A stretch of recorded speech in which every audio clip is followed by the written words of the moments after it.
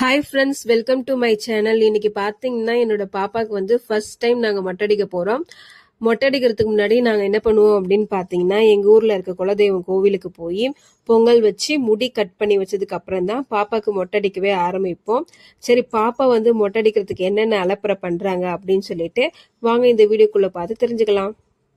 இன்னைக்கு காலையில் நான் சீக்கிரமாக எழுந்துச்சி வீடு எல்லாமே க்ளீன் பண்ணிவிட்டு பூஜை சாமான் எல்லாமே விளக்கி வச்சுட்டு இன்னைக்கு பொங்கல் வைக்கணும் அப்படின்றதுனால பொங்கல் கூட தாங்க நான் ரெடி பண்ணிட்டு இருக்கேன். பொங்கல் வைக்கிறதுக்கு வந்து பச்சரிசி பழுத்தம்பருப்பு இது ரெண்டுத்தையும் ஃபர்ஸ்ட் ஊற வச்சிடலாம் அப்படின்னு சொல்லிட்டு அதை நான் ஊற வச்சுட்டேன். நெக்ஸ்ட் வந்து எங்க ஊர்ல எல்லாம் பாத்தீங்கன்னா எங்க அம்மா எப்படி பொங்கல் வைப்பாங்க அப்படின்னு பாத்தீங்கன்னா நார்மலா பச்சரிசியில மட்டும்தான் பொங்கல் வைப்பாங்க. அவங்க வந்து இந்த அடை மாதிரி இது எல்லாமே தட்டி வைக்க மாட்டாங்க, வறுக்கி தான் வாங்கி வைப்பாங்க. சரி, எனக்கு அடை ரெடி பண்ண தெரியாது அப்படின்றதுனால நான் வந்து இந்த வெல்லம் மாவிளக்கு ரெடி பண்ணலாம் அப்படின்னு சொல்லிட்டு வெள்ளத்தை வச்சுதான் இப்போ வந்து நான் மாவிளக்கு வந்து ரெடி பண்ணிட்டு இருக்கேன். மாவிளக்கு ரெடி பண்ணி முடிச்சதும் பூஜைக்கு தேவையான பொருள் எல்லாம் எடுத்து வச்சிடலாம்னு சொல்லிட்டு நான் எடுத்து வச்சுட்டு இருக்கேன். சாமிக்கு படைக்கிறதுக்காக பொரி, எலுமிச்சப்பழம், வாழைப்பழம், நெய், ஊதுபத்தி, அதுக்கப்புறம் காது வலை இது எல்லாமே நான் வந்து பொங்க கூடையிலே எடுத்து வச்சுட்டு இருந்தேன். நெக்ஸ்ட் பார்த்தீங்கன்னா நாங்கள் வந்து அங்கே போய் பொங்கல் வைக்க முடியல. ஏன் அப்படின்னு பார்த்தீங்கன்னா அந்த இடத்துல வந்து டெத் ஆகிட்டு இருந்ததுனால சரி அங்கே போய் எங்களால் பொங்கல் வைக்க முடியல. சரி, என் ஹஸ்பண்ட் என்ன சொன்னார் அப்படின்னு பார்த்தீங்கன்னா, சரி வீட்லேயே நம்ம பொங்கல் வச்சு எடுத்துகிட்டு போயிடலாம் அப்படின்னு சொல்லிட்டு அதுக்கப்புறம் அங்கே இருக்க பக்கத்தில் இருக்கவங்ககிட்டயும் நான் கேட்டேன். அவங்களும் என்ன சொன்னாங்கன்னா, சரி வீட்லேயே பொங்கல் வச்சு எடுத்துகிட்டு வந்து படைச்சிருங்க அப்படின்னாங்க. சரி, அதனால நாங்கள் வந்து வீட்லேயே பொங்கல் வச்சு எடுத்துகிட்டு போயிட்டோம் எல்லாமே. சரி, சாமிக்கு போய் அங்கே படைச்சிட்டு சாமி கும்பிட்டு வந்துடலாம் அப்படின்னு சொல்லிட்டு வீட்லயே பொங்கல் வச்சு எடுத்துட்டு போயிட்டோம்.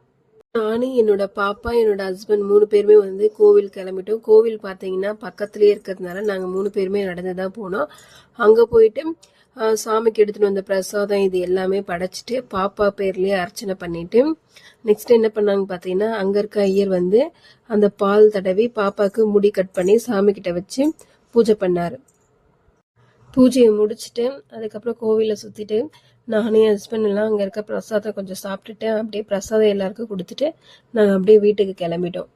வீட்டுக்கு வந்து சாமி கிட்ட மாவிளக்கு வச்சு சாமி கும்பிட்டு நானே என் ஹஸ்பண்ட் என் பொண்ணு என் அம்மா வீட்டுக்கு கிளம்பிட்டோம். என் ஹஸ்பண்ட் என்ன சொன்னார் அப்படின்னு பார்த்தீங்கன்னா, என் அண்ணா மடியில வச்சுதான் மொட்டை அடிக்கணும் அப்படின்றதுனால நாங்கள் 3 பேரும் வந்து எங்கள் அம்மா வீட்டுக்கு கிளம்பி ஃபர்ஸ்ட் மொட்டைன்றதுனால பாப்பா வந்து அழ ஆரம்பிச்சிட்டாங்க. தலையில கை வச்ச உடனே அவ கத்த ஆரம்பிச்சிட்டா, ரொம்ப கத்திக்கிட்டே இருந்தா.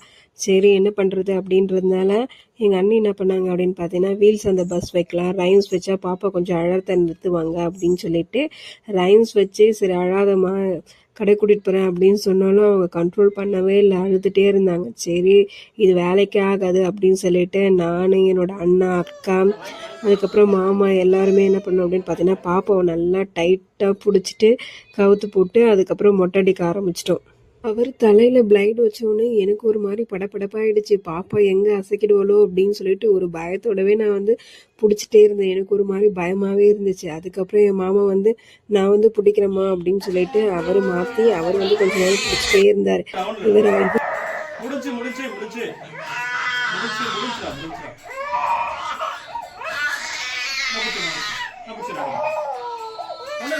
அப்போ கண்டினியூஸாக அழுதுகிட்டே இருந்ததுனால அவரும் ரொம்ப பொறுமையாக அடிச்சுட்டே இருந்தார். கொஞ்ச நேரம் கேப் விட்டு பாப்பாவோட அழுகையை கண்ட்ரோல் பண்ணிவிட்டு அதுக்கப்புறமா கொஞ்ச நேரம் கழித்து பொறுமையாக அவர் வந்து அடிச்சுட்டே இருந்தார்.